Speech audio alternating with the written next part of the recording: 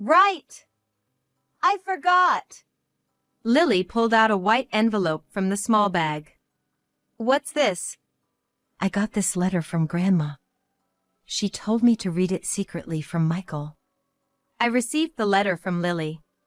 Just then, my sister came to pick up Lily, so I handed her over. After seeing Lily off, I looked inside the letter. I casually read through it and was shocked. What? No way! There, something unbelievable was written. I hurried back to Michael. As soon as I returned, Michael spoke in a whiny voice. Hey, Emma. I'm thirsty. Wake me up and get me some juice or something. Ignoring Michael's words, I quickly flipped the blanket and reached for his pants. Huh? Emma? Michael looked confused, but without hesitation, I took off his pants. What are you doing all of a sudden? Michael yelled and hurriedly pulled up his pants. I sighed at the reality unfolding before me. It seems Mom's prediction was right. Hey! What do you want? Suddenly taking off someone's pants? Taking advantage of me being unable to move, isn't that terrible? Michael looked up at me, puzzled. True, it was wrong to undress him without saying anything. But otherwise, I would never have confirmed it. I am Emma, 32 years old. After graduating from college, I joined this company and it's been 10 years. With this length of service, my income has stabilized, and I have been entrusted with various tasks at work. To my own credit, I've been living very fulfilling days, but amidst this, there was a source of worry. It was about my husband, Michael, to whom I've been married for 5 years. I met Michael at a friend's wedding. We happened to be at the same table. Man, weddings are wonderful, aren't they? Really, they both look so happy. We didn't talk much, but I was impressed by Michael, who joyfully celebrated the bride and groom as if it were his own happiness. Later, through a friend, Michael approached me, and our relationship started smoothly. I want to marry you. After receiving a straightforward proposal from Michael, we got married. The surprising part came after that. What? You've been divorced before? And you have a child? Yeah. And I'm being pressed by my ex-wife for child support. It's somewhat amazing that someone with a divorce history could celebrate others' weddings so genuinely. Child support, right? Just pay it. It's your responsibility as a dad. No, the thing is, I don't have any money left this month. What? I had a vague idea that Michael's income wasn't great. But I never thought I'd be paying child support for a child I didn't know with my salary. Maybe I rushed into marriage. I didn't regret marrying him.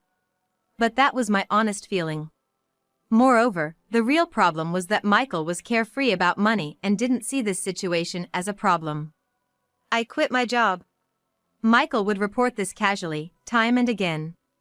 You quit, so what are you going to do now? It's okay. Emma's working, so we'll manage somehow. This must be what they call being dependent. He shouldn't rely on someone else's money. I wonder if it was a marriage for money. Sometimes I couldn't help but think that. But excluding the money issue, Michael wasn't a bad husband. He was a bit unconventional, but that was stimulating and interesting. I feel like eating something sweet. Want to go to the grocery store together? Now? Yeah. Suddenly saying such things on a weekday night, we would go to the grocery store just for sweets. All right. I won't sleep until I clear this game today. Okay. Sometimes I was kept up all night playing games with him on weekends. Honestly, it was hard at our age, but I think I didn't dislike Michael's spirit. That's why I couldn't leave Michael, who was irresponsible with money and couldn't keep a job. He wasn't the type to cheat, at least. Before I knew it, things had come this far. But recently, I saw something. A young woman I didn't know was sitting in the passenger seat of Michael's car. I, who had been complacent thinking he would never cheat, felt like I'd been hit from behind. Completely off guard, I was shocked by the possibility of Michael's cheating. In such a situation, I wondered whether I should confront him or investigate secretly. In the end, I asked my sister for advice. My sister, a married woman with an 8-year-old daughter, answered immediately. You should gather evidence secretly, of course.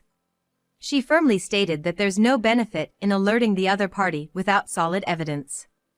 As my sister suggested, I focused on gathering evidence from that day on.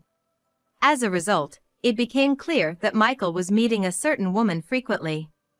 That woman was Harper, the daughter of the doctor at Michael's private clinic. They mostly met on Thursday afternoons. It seemed they went on drive dates in Michael's car. I managed to capture them entering a hotel several times as evidence.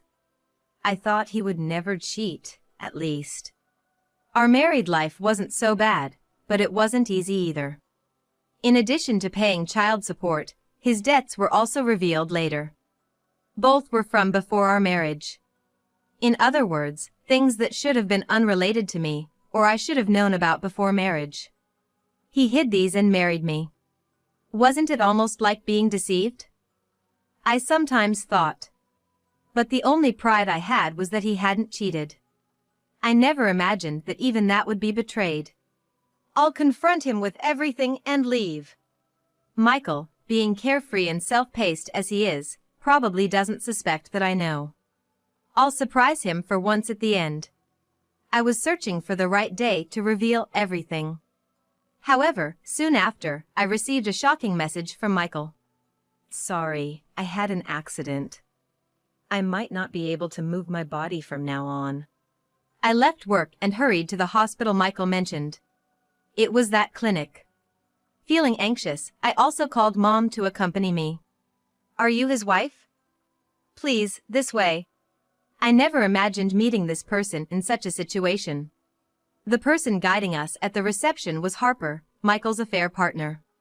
Seeing her face, which I had seen several times from behind or in profile, directly like this felt strange. As we were led to the room, Michael was lying in bed. Michael! Emma, you came. His voice and expression seemed energetic. Mom seemed to think the same, and we exchanged glances of relief. I was surprised by the call, but relieved to find his injuries seemed minor. Good, it's not as bad as I thought, I sighed in relief. But then, the words from the doctor left me speechless. Michael is likely to become hemiplegic. Hemiplegic? That means, in Michael's case, the right half of his body might not move. Is there no chance for recovery? The doctor closed his eyes as if thinking. It's difficult. Then decisively said. Before I knew it, I was crying, supported by Mom's shoulder. After calming down a bit, Michael started talking. This hospital can't accommodate me for a long stay because of the facilities. I have to go home now. What? But what about thorough examinations? You still can't move your right side, right? Maybe there's another cause? Yeah, well, I'm tired from the accident today, so maybe another time. I was concerned about Michael's hesitant words, but didn't want to push him. Reluctantly, I asked Mom to help me bring Michael home. After laying Michael in bed, I went to the entrance to see Mom off. Sorry for the sudden trouble today. Thank you. It's fine. But it looks like you lost the chance to tell him about the affair. Yeah. What will you do now? If Michael really becomes hemiplegic, I can't just abandon him for cheating. I'll think about it. Remember, you're the most important thing to me, Mom. She meant not to sacrifice myself for Michael. Yes, thank you. Mom seemed to want to say more, but left with a complex look on her face. The next day, my life of caring for Michael began. Although he was hemiplegic, the other side still moved, so he didn't need as much care as I thought. However, it soon became challenging to care for Michael's mental well-being, as he couldn't go outside. I'm just so bored. Surprisingly, he rarely complained about not being able to move his body. It was the boredom that troubled him more. He often called me for trivial matters, like wanting juice or having his back scratched. The tasks were minor, but the constant summoning was wearing me out. Then, my niece Lily, my sister's daughter, decided to visit our house unexpectedly. Lily and Michael barely knew each other. At first, I was surprised why she would visit. When I asked my sister, she replied, "Of course, it's because Emma is worried. Even Lily, who's just 8 years old, is concerned about you." "Lily, that's so sweet. I'd come too if I wasn't busy with work. Just dropping her off and picking her up is all I can manage. Mom seems busy too." "Well, at least with Lily there, Michael won't be as demanding in front of a child." My sister's prediction was spot on.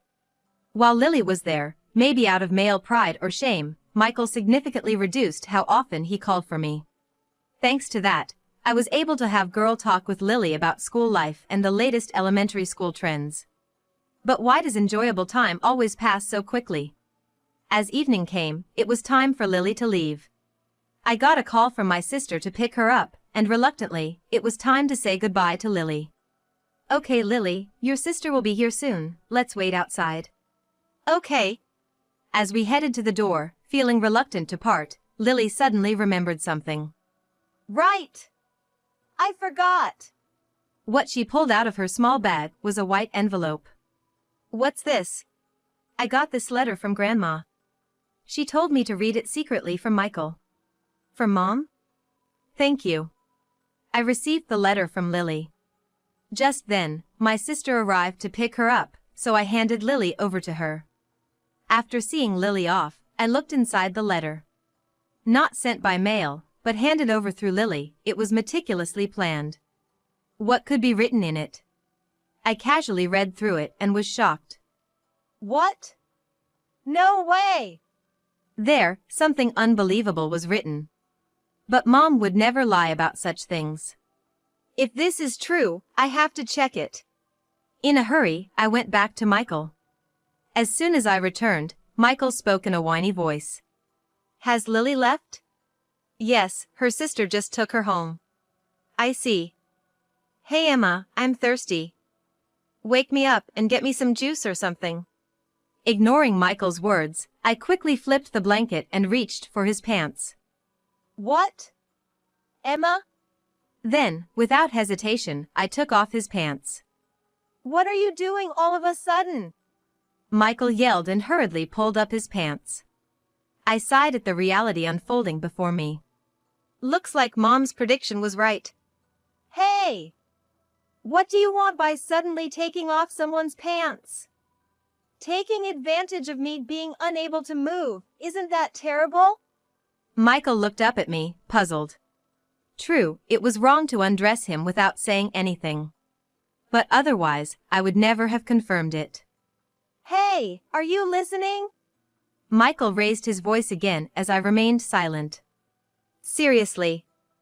This makes me anxious about the future. Maybe I should consider a divorce?" I spoke out what Michael was about to say, and he looked at me in surprise. "What? Oh, you seem pretty happy about it. Your mouth is all relaxed." Michael covered his mouth in a flustered manner. "It's not like I'm happy. But, yeah, maybe you're right. With this body, I'll just be a burden, and maybe it's better for us to separate." Michael sighed heavily, depressed. "It doesn't bother me. I'll take care of you. We vowed in our wedding, right? In sickness and in health." "What? But, no." "And it's not all sad. At least we can talk like we used to. And most importantly, I don't have to worry about your affairs anymore." "What?" I smiled mischievously on purpose. "I never cheated." He averted his eyes, clearly lying. "It's fine.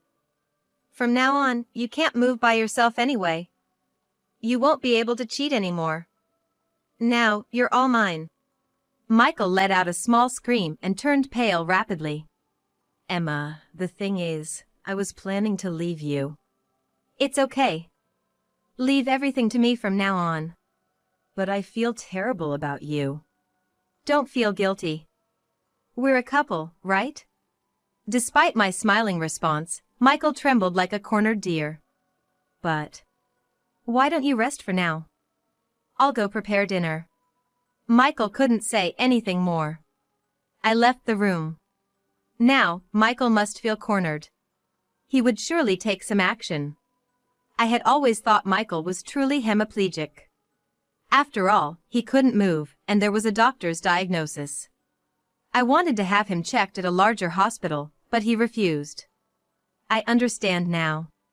Now I understand why he was so reluctant about the hospital and treatment.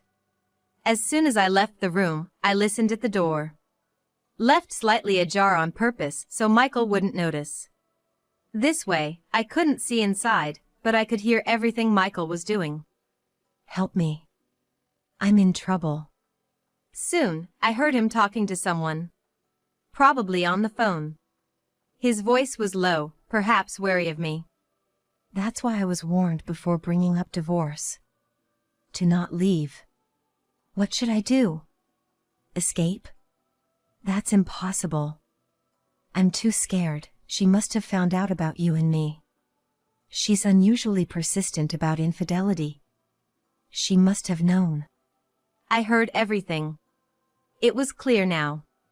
Michael was talking to his affair partner, Harper. Please, help me. Say it's a call from the hospital, admit me to other hospital, or else Emma would do something to me.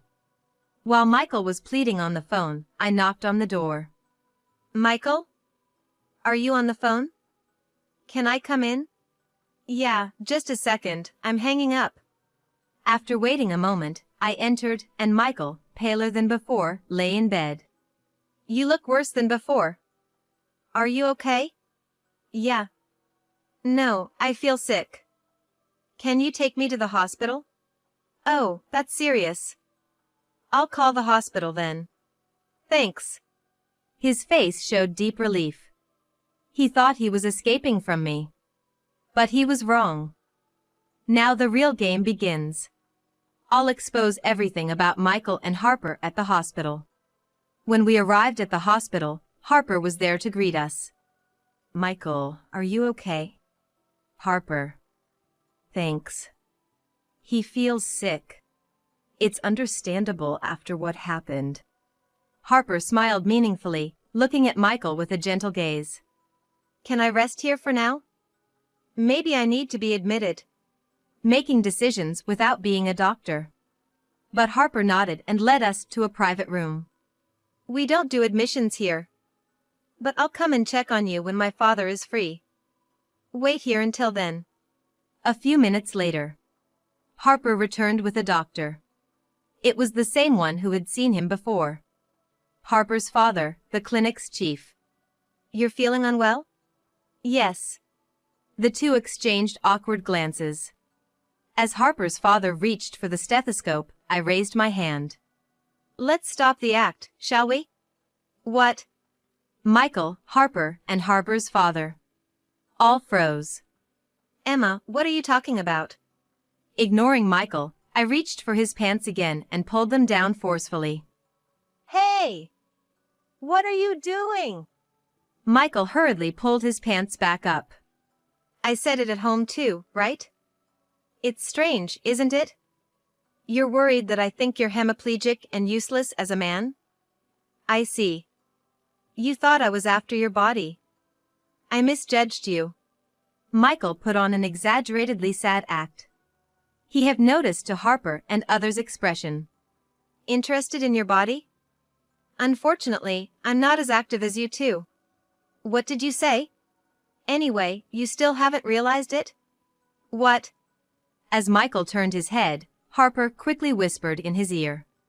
Finally understood, Michael's eyes widened, and his mouth opened and closed in shock.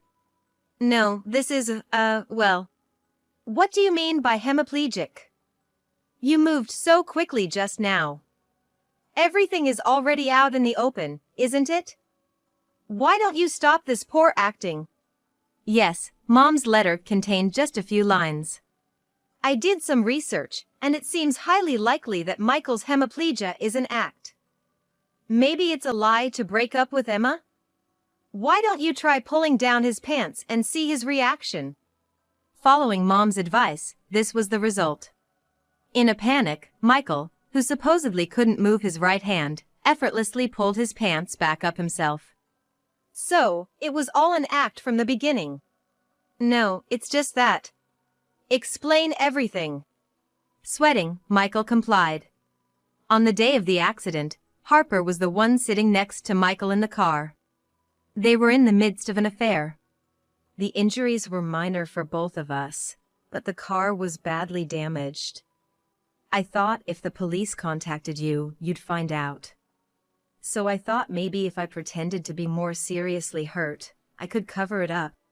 All I could do was sigh in disbelief. And you thought you could keep up such a ridiculous lie forever? No, I mean... Or did you just want to cover up the affair that badly? It's not like that. Before Michael could answer, Harper interrupted. Michael just wanted to break up with you without hurting you. After all, how miserable would you feel knowing he had an accident with his mistress during a drive? So he even lied about being hemiplegic to make the breakup smooth. Smooth? How? He's a fool for cheating on his wife with someone so much younger than him. Stop talking like that. We are seriously in love. Harper was assertive, but Michael behind her seemed anxious, realizing his big lie had been exposed. Is that so? Then I wish you had been more upfront about it, without these petty tricks. Right, Harper's father? Harper's father shook his shoulders. His forehead was even sweatier than Michael's. Ah, well. The moment I realized the hemiplegia was a lie, I had a lot I wanted to say to you. To me? What would that be? Harper's father looked strained. Perhaps as a father, he couldn't abandon his daughter. But as a doctor, he did something he shouldn't have. You gave in to your daughter's pleading, didn't you? How did you feel watching me break down? Don't you have any pride as a doctor? Wasn't it hollow to even forge a medical certificate? Harper's father seemed to gulp. He began to speak hesitantly. That wasn't a forgery, it was a diagnostic error. How could a perfectly healthy man be mistakenly diagnosed as hemiplegic? Was he trying to claim it was just a mistake, not a malicious forgery? Well, as for me, either way is fine. Fortunately, I have medical and legal professionals in the family, so I will consult with them. What? No! His complexion changed. Understandably so. For a private practitioner, reputation and word of mouth are crucial. If it became known that he dirtied his hands as a doctor for such a trivial reason as his daughter's affair, the clinic's reputation would plummet. Please, have mercy! There's no mercy here. I will discuss the details later through a lawyer. Thankfully, Michael seems well enough. Please, return to your work. He might not have been in the mood for work, but other patients were waiting. Nurses had been calling out. Yet Harper's father, who had been reluctant to leave, was finally forced out of the room by me. Left in the room were Harper, Michael, and me. In the quiet room, I reflected again. On the day of the accident, Michael was with Harper, cheating. After the accident, which happened near the clinic, they were treated there. Harper probably came up with the idea then. Could she keep Michael for herself? It's unclear if Michael had thought of divorcing me, but it seemed unlikely he would go this far just to cover up an affair. Harper probably persuaded him. For Michael, who always wanted to quit his job, being with a doctor's daughter, a wealthy title, was very attractive. Moreover, claiming to be hemiplegic could be an excuse to quit his job. But that was a hopeless idea from the start. I knew about Michael's affair with you even before the accident. I lost the opportunity to confront him in the confusion of the accident, but now that their lie is exposed, I can question them all I want. I have plenty of evidence. Well, I slowly looked at the two of them. Michael was sitting on the bed, and Harper stood beside him. I've been thinking about the future and I want a divorce. What? My suggestion seemed to surprise them. Michael and Harper looked at each other, astonished. Are you okay with divorcing? What else can I do? I've known about your affair for a long time. I've been preparing for this separation since the day I found out. Michael looked conflicted, while Harper's eyes shone. Then Michael and I can be together. We don't have to sneak around anymore. It seemed they had been discreet in their meetings, but to them, it was apparently still quite bold. Yes, you're free to do whatever you want after we divorce. But there are conditions. Conditions? Harper frowned in puzzlement. Yes. Don't worry, it's nothing major. First, I'll demand security for the divorce proceedings from both Michael and Harper. And in addition, no division of property. I'll take all the savings. That's all. Isn't that a bit unfair, Emma? Did you forget that I've been paying most of our living expenses for the 5 years we were married? I should have asked for more than just the savings. Michael, who has always been lazy, had trouble keeping a job, leading to unstable and low income compared to his peers. He was also a big spender, so he hadn't even finished paying off his debts from before our marriage. I know you've helped me, Emma, but I've been trying too. He seemed reluctant to give up all the savings. Michael stuttered. But then unexpected help came from the side. Michael, we've come this far, right? Don't worry about money. Dad's here, and I can handle it. Besides, I just want us to be able to love each other openly. Harper. Love is all we need. In front of his still wife, they both seemed too comfortable with each other. And what did Harper see in this man? Despite many questions, Harper's intervention resolved the conversation. I'll leave the divorce application and the security for the divorce proceedings to my lawyer. I'll send your belongings to Harper's house. I don't think we need to see each other anymore. All right, then. Goodbye. Take care.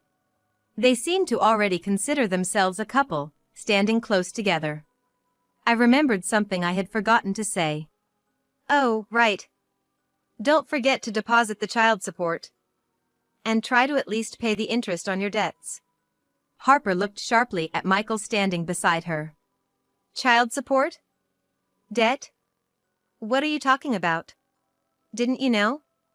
He has a child with his ex-wife. And don't misunderstand, I didn't steal him from his ex-wife.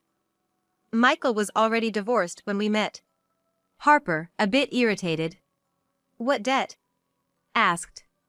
It's from before we were married. I don't know what it was for. How much? About $30,000, I think. I smiled as I told her, and Harper's face drained of color. That's understandable. Paying security for the divorce proceedings, child support, and debts would be overwhelming. But you can work together to pay it off, right? Harper squared her shoulders, facing Michael. Michael. Yeah. Nodded vaguely. Lucky you, Michael, having such a positive Harper with you. You'll be motivated to find a job now. Find a job? Harper's eyes were empty. Yes. Because of this incident, Michael resigned. Now he's a proud unemployed man. No qualifications, so maybe full-time work might be tough, but as long as there's love, everything will be fine. Good luck. I heard Harper. There has to be a limit. Mutter. Harper was completely shocked, and Michael too was unsettled. Waving at them, I left the hospital. Afterward, my divorce was finalized smoothly. I was a bit concerned about the security for the divorce proceedings, but Harper's father paid it all for both of them. He probably feared I might slip up and reveal everything. Considering the potential damage to his reputation, he might have thought it was a small price to pay. With that, nothing stood in the way of Michael and Harper anymore. However, they didn't remarry immediately. Michael was eager. I want it to be right now. But Harper was. Well, I'm not sure. Hesitant. Moreover, there were frequent arguments between Michael, who never seemed to work, and Harper, who didn't want to register their marriage. Even if a man is thought to be a destined partner, hesitations are understandable if he's that useless. In my case, by the time I realized it, I had grown too attached. If not for that, I would have left him much sooner. Thankfully, I am now living a peaceful life for the first time in a while. Initially, I thought I might feel lonely. Despite his issues, Michael was good at being affectionate and entertaining. But once he was gone, it turned out to be quite a relief. No sudden demands for sweets, no forced all-night gaming sessions. Some might find that enjoyable, but it was too much for someone in their 30s. Now, I can relax and take care of myself, enjoying a life with more room to breathe. Constantly living on the edge for excitement is something I'm done with. From now on, I plan to live a life without overreaching or straining myself, just comfortably within my means.